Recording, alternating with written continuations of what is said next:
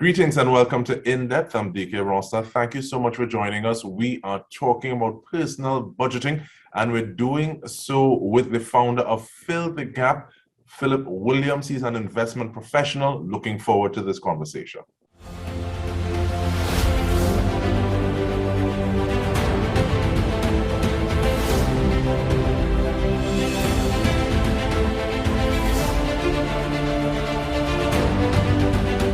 Hi, Philip. How are you doing?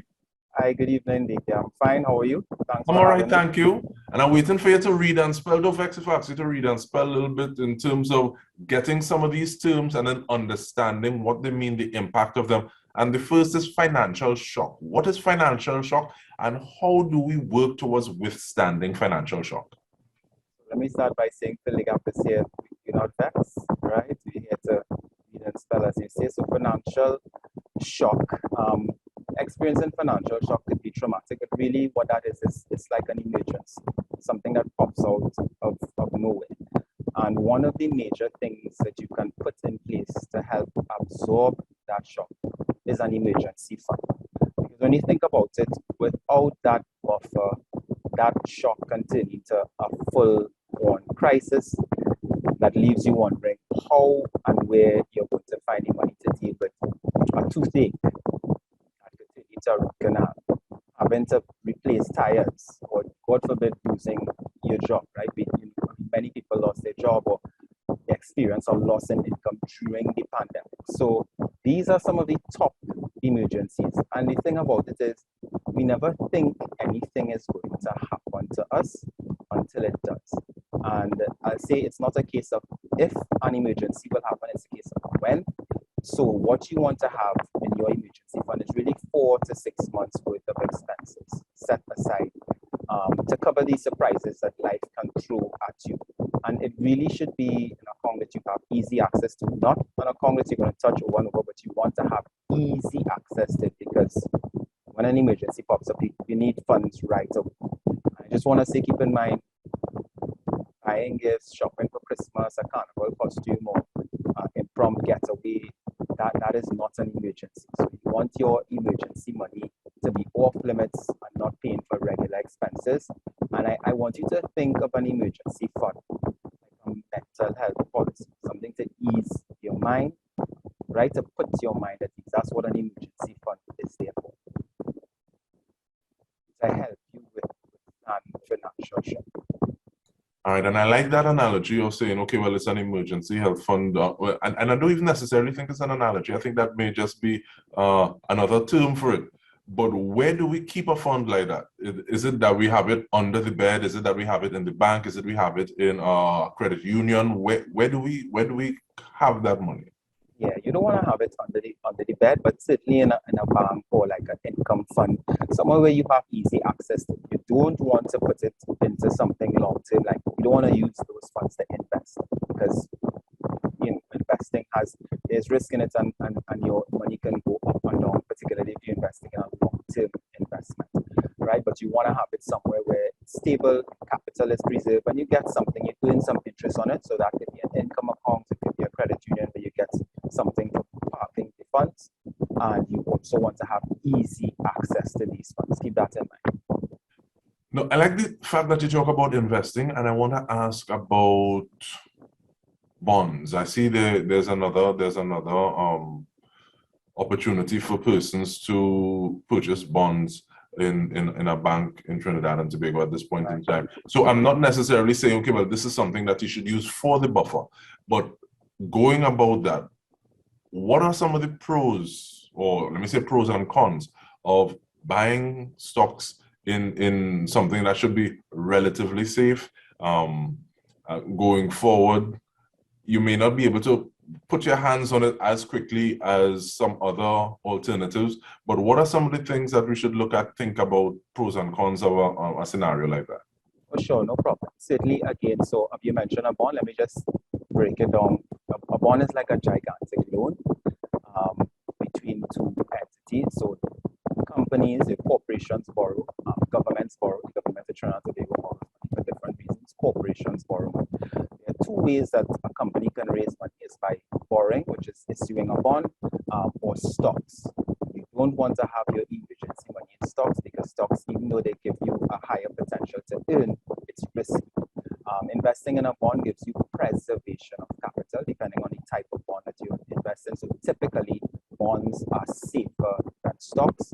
And what you want to do is, if you're thinking about preserving capital and you want to lose money in the short term, well, not necessarily in the short term, but you're thinking about preserving capital. Let me say, you want to put your money in a bond or fixed income type instrument. That's where you want to have your emergency funds. Now, one bond, think of, so an income fund, let me just break that down, is a pool of assets. So it could be a pool of bonds and other fixed income instruments that pay money to the investors. So if you park your funds in an income fund, it will have a number of bonds in them, which should be safe depending on the type of income fund that it is. And you will get a return, fair compensation for parking your funds there. And that's the kind of fund you want to park your emergency funds in, not something that could present some risk. And potentially when you do need the money now, if you invested $1, it could be at 95 cents tomorrow. But later along the road, it could be $1.05. It just depends. So that's the when you're thinking about stocks and bonds, one is riskier than the other. Stocks being risky and bonds are. And I like the way that in just these two explanations that you've given thus far, I appreciate that there are different types of saving. So what should we be thinking about? And this is on a personal level, or someone may have a small company organization that they're dealing with. What are some of those things that should go into our mind when we decide, okay, yes, we're earning, but we need to save? So in terms of saving with a purpose, what are some of those things that we look towards to say, okay, well, this is what I want to do. If I want to do X, then I have to do Y. If I want to do A, then I have to do B. That's very, very important. When you're saving with a purpose, that means you're really working towards a financial goal. And when you're working towards financial goals, it's very, very important to have a clear idea of what you're working towards, right? Because that's what's going to keep you focused. That's what's going to keep you on track. So, for example, we mentioned the emergency fund, 6 months of expenses, or let's just say you want to save money for a carnival costume in 2023, and you don't want to do it with, taking out debt. You don't want to take a loan to do that, right? These are some of the goals you may have. I'm just giving you 2 examples. So they're short-term goals and they're also long-term goals, but particularly long-term goals. It's very, very important that you write these goal songs so that you give yourself the best chance of achieving these goals. And you want to go about this in a smart way. And smart meaning, I'm just going to dissect the word smart, the acronym SMART: specific, measurable, attainable, realistic, and time-bound, right? A SMART goal: specific, measurable, attainable, realistic, and time-bound. Specific, I'll give you an example. Instead of saying, well, I want to have my own place, you probably want to say, I want to save X amount of money. It could be 50,000 or 100,000, a down payment to be able to get a mortgage and buy a house worth 500,000, $1 million in this particular area by December 2025. Or instead of saying, I want an emergency fund because Phil says that I should have one, you want to say, I'm going to have at least 3 months worth of my monthly expenses saved in an income fund by July 2023, so that I have enough cash to handle an unexpected emergency, or I don't have to use, credit card debt. And this is very specific.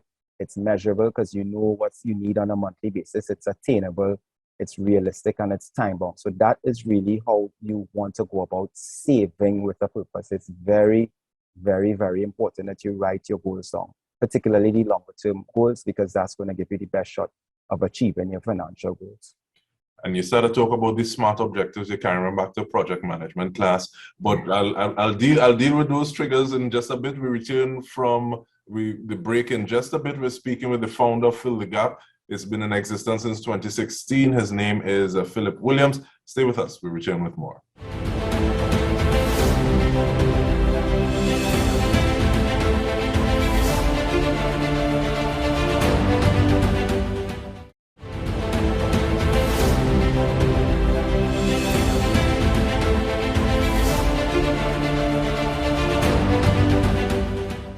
Welcome back. We are speaking with Philip Williams, an investment professional, and we're talking about personal budgeting. And Philip, one of the things we were talking about just now before we took the break, looking at smart objectives, how it is they can lead into saving with a purpose.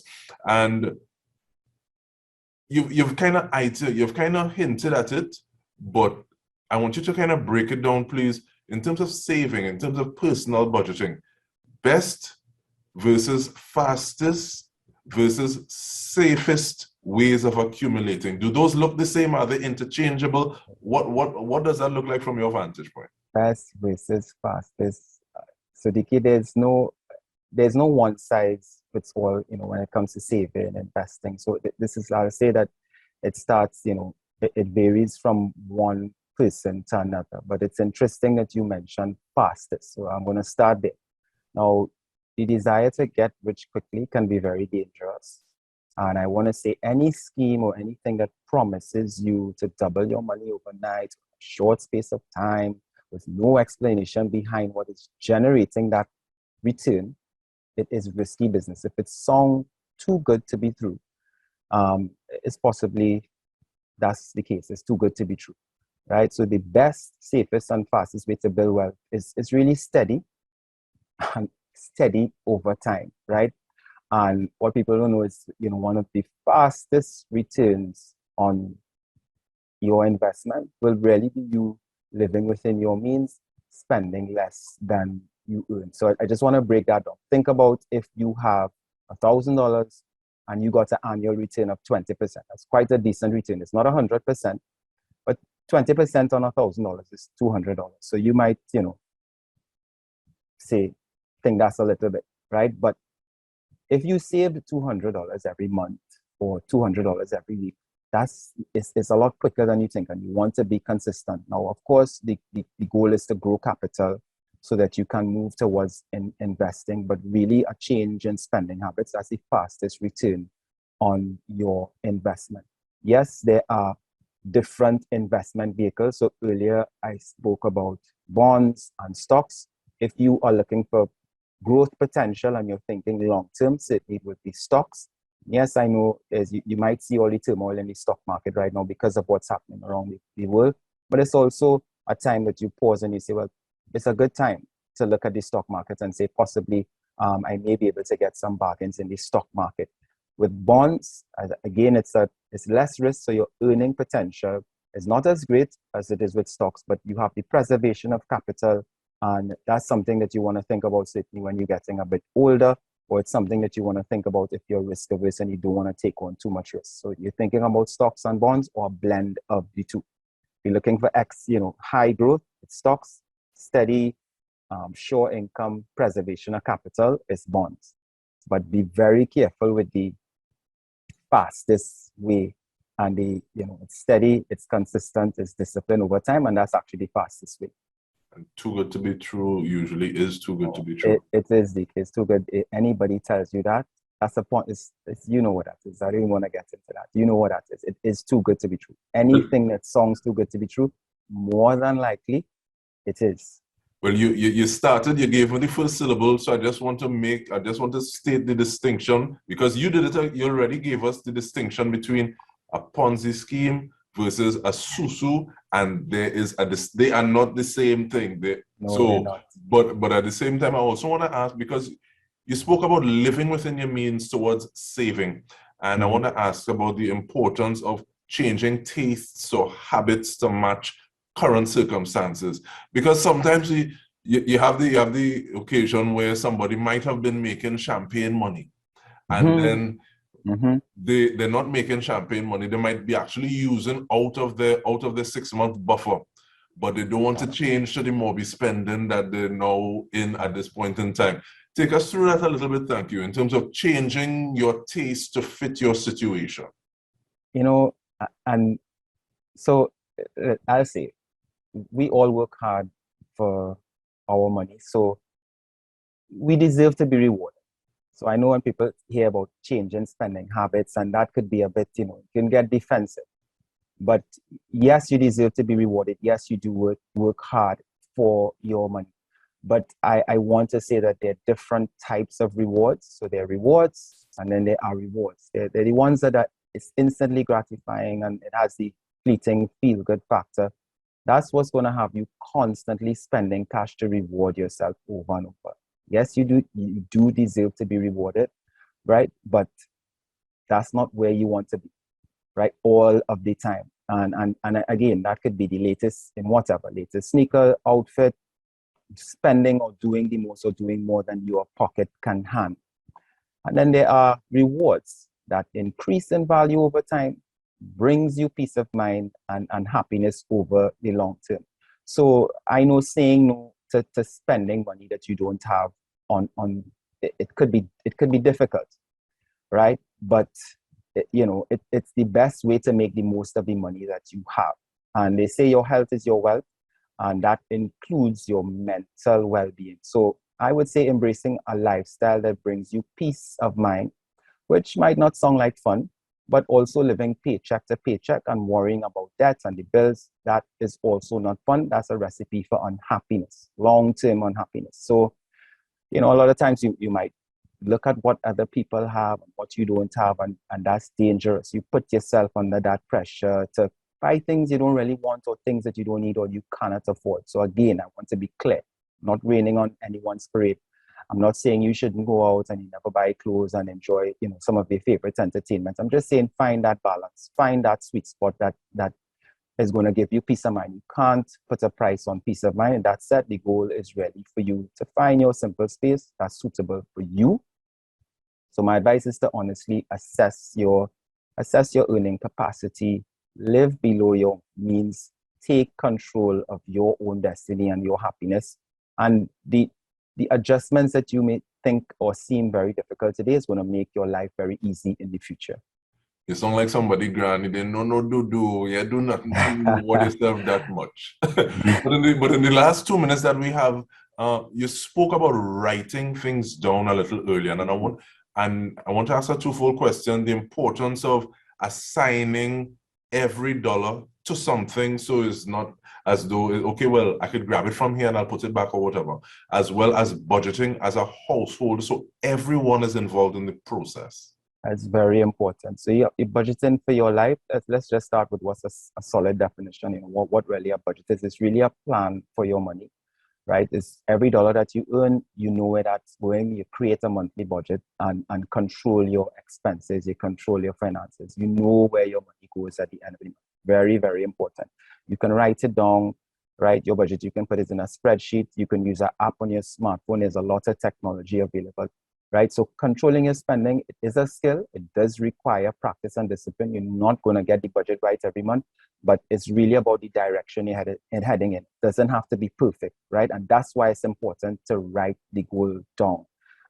We have different relationships. Some people are natural savers, so it's easy, and some people are spenders. But I want to encourage you to track your spending on a monthly basis. I've done this. You'll be surprised, because a lot of people say, I don't have money to save.